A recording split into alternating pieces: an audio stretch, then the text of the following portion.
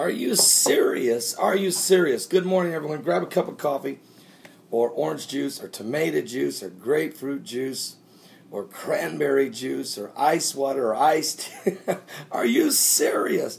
This is the day the Lord has made. He said, let's rejoice and be glad therein. I'm going to be reading out of the book of Genesis. And really, I want to go to the 6th chapter of the book of Genesis. I'll be reading from the King James Version of the Bible. And it came to pass, when men began to multiply on the face of the earth, and daughters were born unto them, that the sons of God saw the daughters of men, that they were fair. And they took them wives of all which they chose. And the Lord said, My spirit shall not always strive with man, for that he also is flesh. Yet his days shall be 120 years. There were giants in the earth in those days, and also after that, when the sons of God came in unto the daughters of men, and they bare children to them. And the same became mighty men, which were of old, men of renown. And God saw that the wickedness of man was great in the earth, and that every imagination of the thoughts of his heart was only evil continually. And it repented the Lord that he had made man on the earth, and it grieved him at his heart. And the Lord said, I will destroy man, whom I have created from the face of the earth, both man and beast, and the creeping thing, and the fowls of the air, for it repenteth me that I have made them. But Noah found grace in the eyes of the Lord. These are the generations of Noah. Noah was a just man and perfect in his generations, and Noah walked with God. Noah begat 3 sons, Shem, Ham, and Japheth. The earth also was corrupt before God, and the earth was filled with violence. And God looked upon the earth, and behold, it was corrupt. For all flesh had corrupted his way upon the earth. And God said unto Noah, The end of all flesh is come before me, for the earth is filled with violence through them. And behold, I will destroy them with the earth. Make thee an ark of gopher. Woods and rooms thou shalt make in the ark, and shalt pitch it within, and pitch it without. And this is the fashion which thou shalt make of it. The length of the ark shall be 300 cubits, the breadth of it 50 cubits, the height of it 30 cubits. A window shalt thou make to the ark, and in a cubit shalt thou finish it above. And the door of the ark shalt thou set in the side thereof, with lower, second, and third stories shalt thou make it.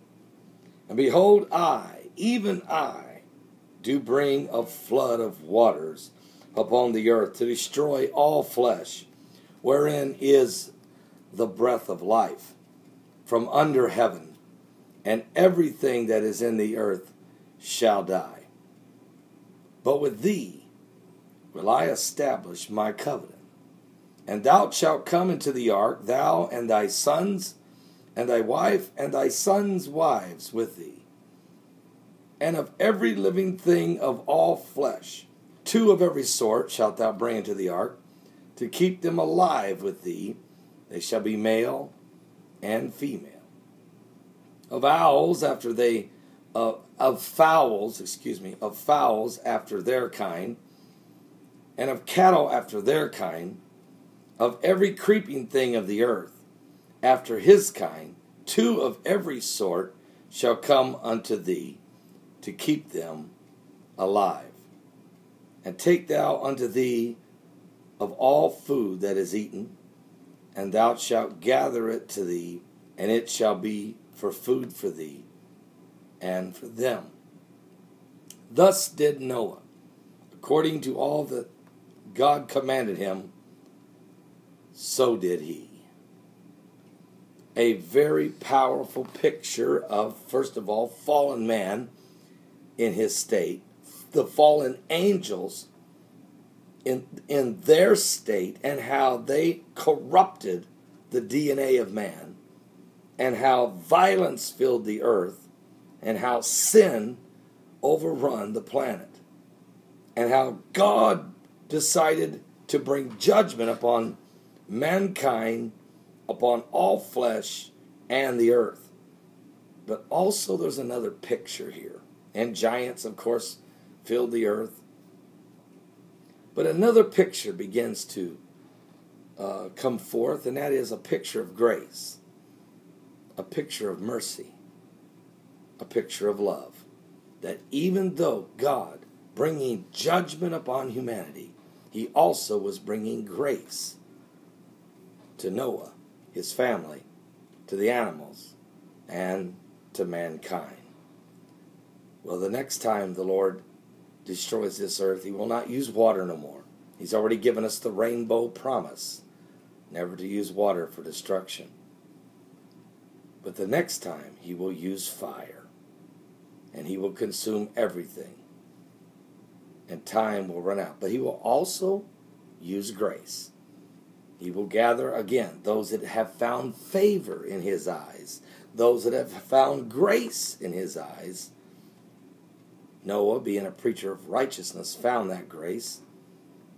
And us that are alive, us that have died in Christ, and us that are alive will also find favor in the eyes of God because of righteousness, not our righteousness. Because it's filthy rags to God. No, we will find grace in the eyes of God because of the righteousness of his Son, Jesus Christ. And by his sacrifice and his blood atonement, we have been redeemed by the blood of the Lamb. Are you saved? Because if you want to catch the ride with the Grace Covenant Church, you're going to have to open that side door and enter into the ark. Jesus being that door. He's waiting. He's waiting. Give your life to Jesus Christ. This world is running out of time.